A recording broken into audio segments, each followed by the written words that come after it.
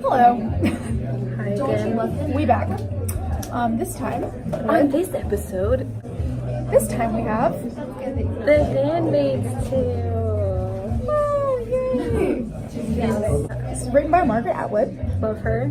She's coming to speak at NC State, and I'm really excited because I'm gonna take a class where we're gonna have a workshop with her. And I just think you guys should be jealous about that. Anyway, so Handmaid's Tale is about a dystopian society, about a world where the reproductive rights are sacrificed. So women are often seen as objects of either reproduction or they're seen as wives. And Literally a walking womb. literally, that's actually a quote from that, believe it or not. So- it's disgusting. But it has a lot of issues with religious fundamentalism, extremism, and fanaticism. And also, Fanaticism. there's a lot of discussion about class here specifically. Oh, yeah. A lot of discussion on that. And how that plays into, like, honestly, it kind of like breaks down the idea of class in a way, because it breaks these women into like different classes based on like their different garbs and stuff like that. But in And their grand abilities to scheme of reproduce, things, yeah. in the grand scheme of things, they're still all like Stuck. yeah. They all are put in a place where they don't have any control over their situation. So if you can reproduce, then you are obviously a handmaid. That's right. Yeah, you're obviously a handmaid, and then you take on the name of the person who you are a handmaid to. The so commander. You take in this on his situation, name. yes. So the narrator, her name, we don't really figure out what her name is. You kind of have an idea. Like, they speculate that her name's June, but her name is Offred because of Fred. Her commander's name is Fred. And we all know how we feel about renaming. Anyways, so we've talked about plenty of times the violence of taking away someone's name. So it really does discuss, I guess, this identity issue for women, because either you do have this reproductive state and you're able to serve a man this way, or you're technically you're a wife, or you're a prostitute. In a way, you know, in it's a way. just like, but wives don't even have a place to go. All they have to do is be by their side with their husband, except the fact that they're basically having sex with another person, and then they take, like, the wives take this child that the handmaid gives them and like raise it as their own. And it's really weird. It's just really weird. It's really weird, and it's after like a society of where like radiation and warfare has caused reproduction rates to go down, and that's why Margaret Atwood was like a huge. She's still very much alive and kicking. You know, pumping out some books.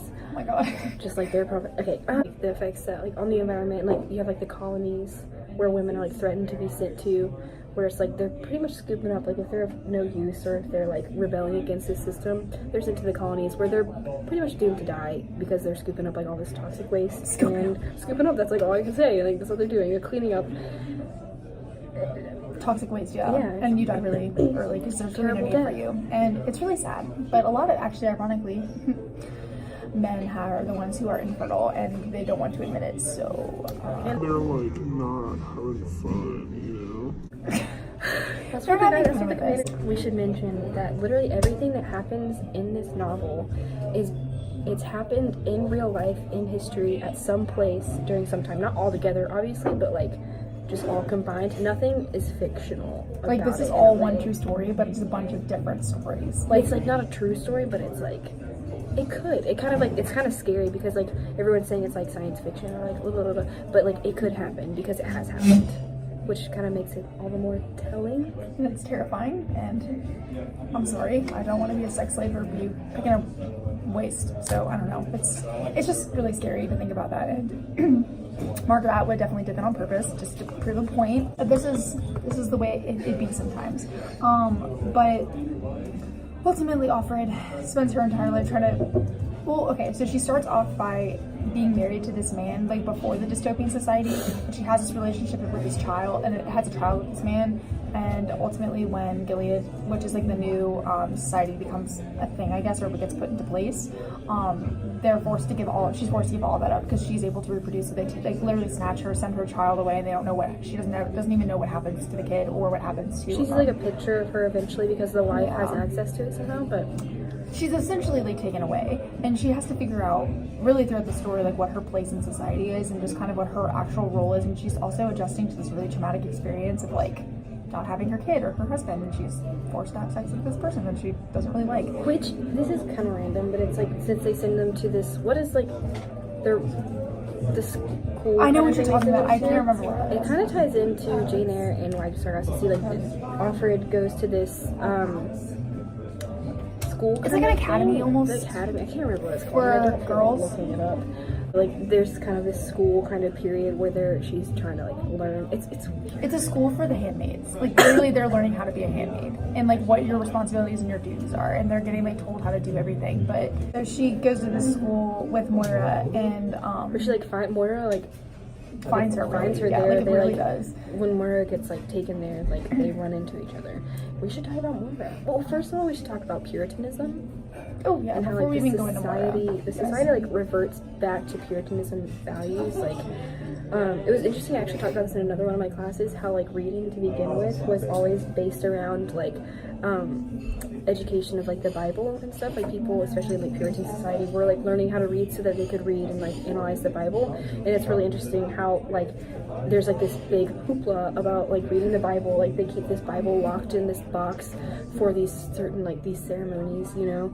And the women, like the handmaid, is not allowed to read it. Like they're not allowed to read anything. You know, their signs take over like words like with pictures and stuff.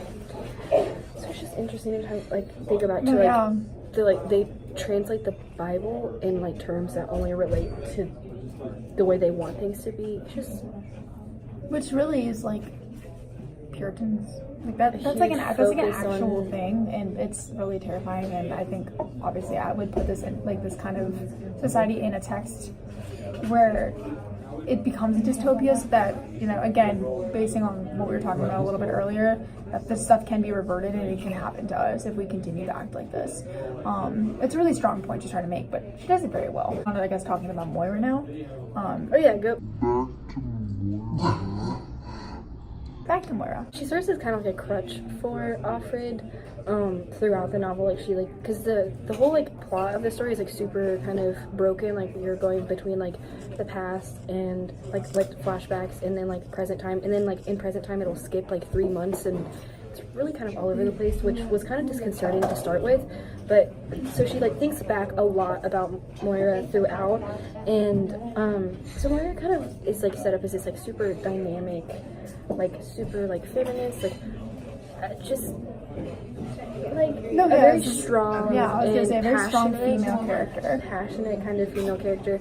And we see like a lot of like what we kind of, you can interpret as like Offred really admires that. You find her a lot going like, oh, if I was Moira, I would be able to do this, I would be able to fix this, so that honestly, so that she can kill herself, like a fan. She's like, if I was Moira, I'd be able to disassemble this fan and take the blade out and kill myself.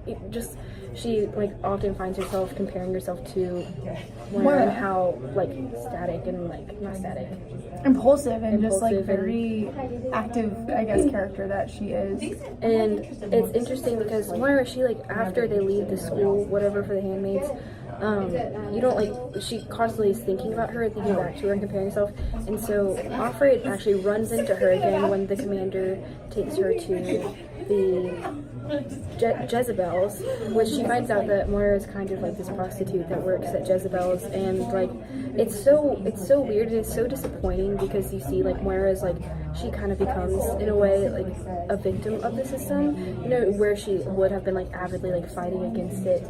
She kind of turns into this, oh, you should try and get in to work in here because it's pretty good here, where she's still like, instead of like fighting against the system, she's like just giving kind into it, being complacent to what's going on.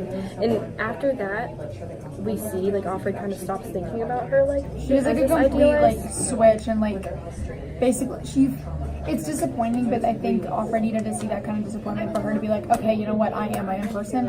I don't want to end up like Moira. Like she turned out to be exactly what I thought she wasn't. Yeah. And now that she doesn't have that, she just like, it's almost like she needed to lose that hope and like that figure in her life that was encouraging her to be a better person. Like she needed to do that to figure out herself. Also, we wanted to talk about the commander a little bit. And actually, not even just the commander, but like all of the male figures in this book are very, very, very interesting. They are oppressive, obviously. This is a male-dominated society, so we do see that there is oppression against women here.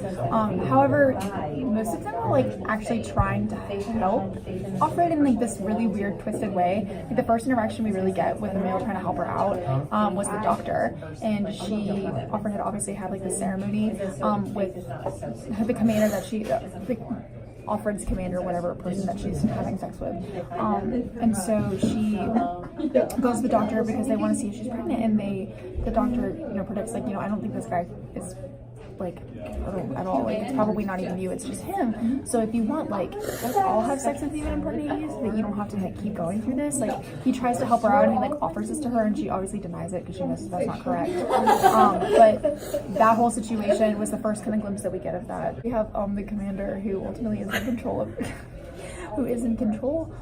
but he actually like meets with her in secret, and he lets her play Scrabble, and like basically really illegal.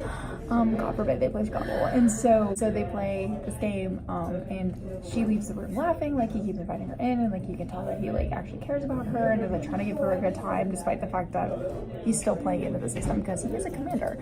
So we have that. Talk about the gaze.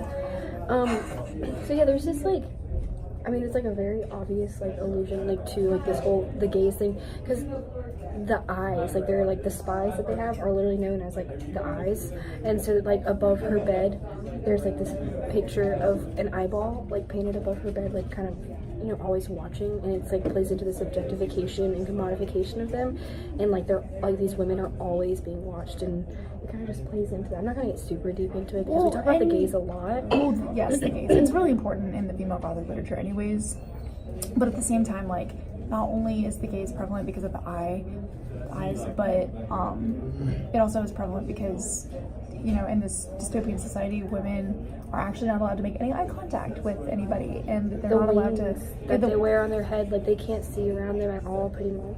Yeah, it's because they aren't allowed to they're not allowed to objectify somebody because they aren't really allowed to, like, obviously because they can't make eye contact with them, but at the same, that made no sense. But like men are allowed to stare at women, so you just can't make eye contact back with them. So like women are 100% allowed to be objectified and to be the object of a gaze, but women have no right to do that back. So the gaze is super important to this dystopian society. Men really have control of that. So I also kind of want to touch on really quickly, kind of as our final notes on this book, how this ended, because we learned that Professor Pizotto, I'm going to say Pizotto. So there's a professor in the end in Pizotto, and it's the year 2195. And basically he's a keynote speaker at this University of Denying None of It. Anyways, Denying None of It. And so, which is interesting. Really Denying none of it.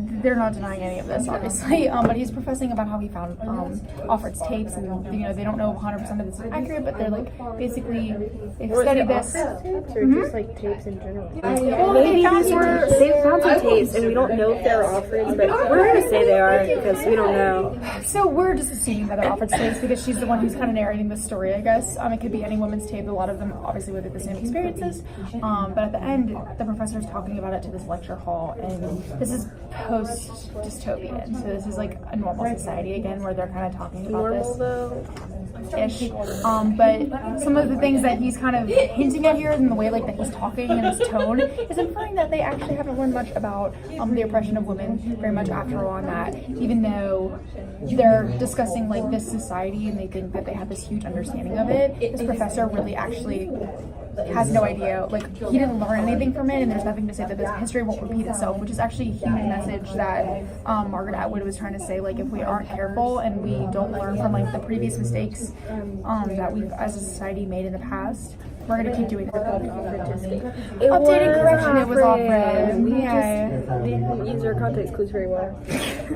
But basically he just has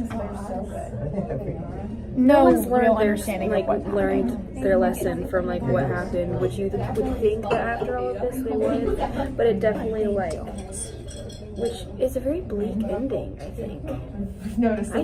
I think it's super bleak. I think that it's super prevalent to society too, and I think that's exactly what Miss Atwood here is trying to hint at. It really is. It goes into like we have to look. I think there's like kind of the argument like you have to look into the. There are people that are like don't look back on the past, you know, because you can't change it. But there are also people that are like have to look back in the past to learn from their mistakes, or we'll just keep repeating them. So it kind of poses like it brings that into question, like if they should bring it up and like learn from their lessons, or if they should just pretend it didn't happen and deny it. So We love that. But anyways, that's kind of all we have on Handmaid's Tale. Any other contributions, comment and like and subscribe and get in contact with us. We'll see you guys later.